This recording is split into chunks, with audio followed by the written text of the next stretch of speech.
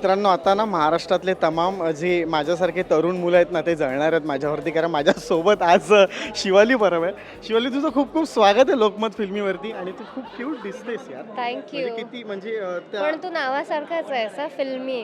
अरे मी म्हणजे लोकमत फिल्मी की आत्ताच तू आउट ऑफ सिलेबसचा ह्या ठिकाणी गाणं ऐकलंस आणि त्याच्यावर तू डान्स पण केलास. आणि ह्या कार्यक्रमाला खऱ्या अर्थाने तुझ्यामुळे छान छान लागले असं म्हटलं तरी काय वावगं ठरणार नाही. सो कसं वाटतंय तुला आणि काय ह्याच्यामध्ये नाविन्य वाटतंय आपल्या मराठी सिनेमामध्ये ह्याची गाणी ऐकून आणि एकंदरीत त्या सिनेमाविषयी तुला जितपत माहिती आहे त्यातून? सिनेमाविषयी फार नाही माहिती, पण आता इथे जेवढं रिव्हील केलं त्यांनी तेवढंच की विषय फार वेगळा आहे म्हणूयात. पर्यावरणावर आहे, शिक्षणावर आहे, असे बरेचसे छोटे छोटे मुद्दे ह्या एका मोठ्या सिनेमात हाताळले गेले आहेत. आणि मला असं वाटतं की आत्ता फार गरजेचं आहे हे, की झाडांवर बोलणं, पर्यावरणावर बोलणं. आणि गाण्यांविषयी म्हणशील तर मला खूप आवडलं आहे. एकतर माझ्या फेवरेट रॅपरने हे गाणं गायलं आहे म्हणून मी नाचायला आले. सो हे तो बघेल आणि आम्ही भेटलो पण आहे एकदा. सो त्याच्यापर्यंत हा मेसेज पोहोचावा. सो खूप कमाल गायलं आहेस तू. आणि दुसरं गाणं रोमॅन्टिक गाणं होतं, तर मला असं अजिंक्यला बघूनच असं झालं, बापरे काय सुंदर गाणं आहे.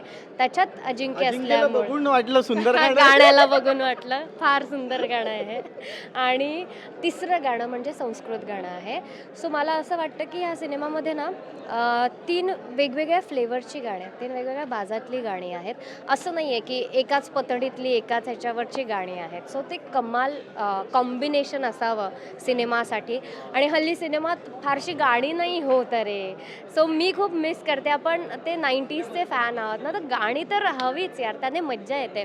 सो असं मला वाटलं. आणि मला खूप प्रामाणिक वाटला हा क्रू.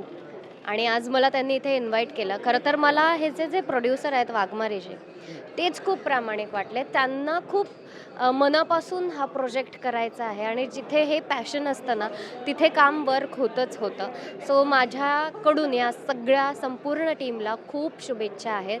आणि मला असं वाटतं जे प्रामाणिकपणे काम करतात त्यांचं काम उशिरा का होईना पण लोकांपर्यंत पोहोचतं. तसाच हा सिनेमा आहे. ह्यातले आर्टिस्ट, ह्यातले सगळे टेक्निशियन्स आणि प्रोड्युसर सर. सो तुम्ही खूप मनापासून मेहनत करताय आणि ही मेहनत लोकांपर्यंत नक्कीच पोहोचेल.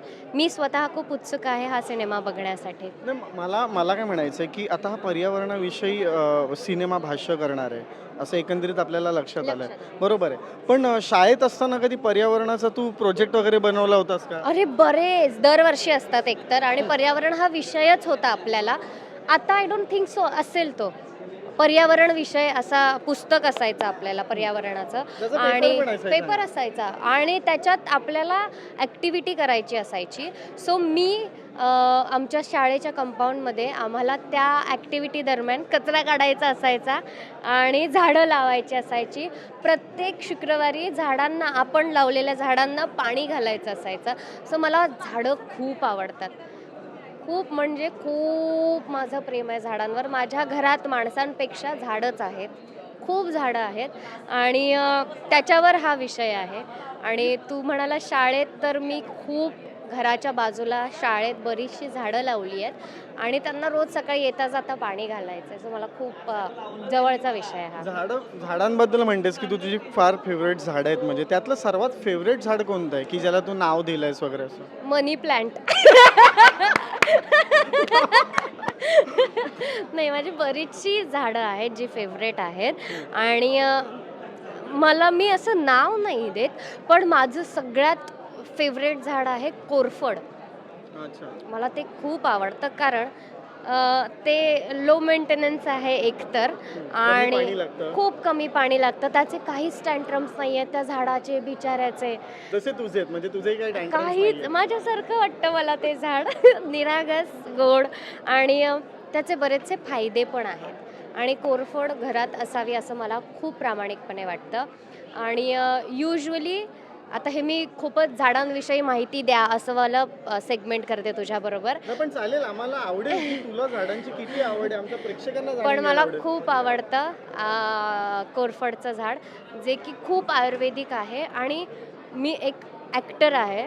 सो त्याच्यामुळे मी त्याचा बराचसा वापर करते. तोंडाला कोरफड लावणं, केसांना लावणं, किंवा कोरफड खातात सुद्धा. बऱ्याच लोकांना नाही आवडणार कारण ती फार कडू असते, पण ती खातात सुद्धा. आणि त्याच्यामुळे बरेचसे बेनिफिटसुद्धा मिळतात. आणि ऑफकोर्स ते माझ्यासारखं आहे लो मेंटेनन्स, तर मग अजून जास्त आवडतं मला ते. मला आणि तुझं एक कौतुक ह्या गोष्टीचं वाटतं ना, की या सिनेमाचं गाणं ऐकता क्षणी माझं एक टीजर बघितल्याच्या क्षणी तू असं निर्मात्यांना म्हणालेस की पुढच्या सिनेमामध्ये आम्हाला घ्या.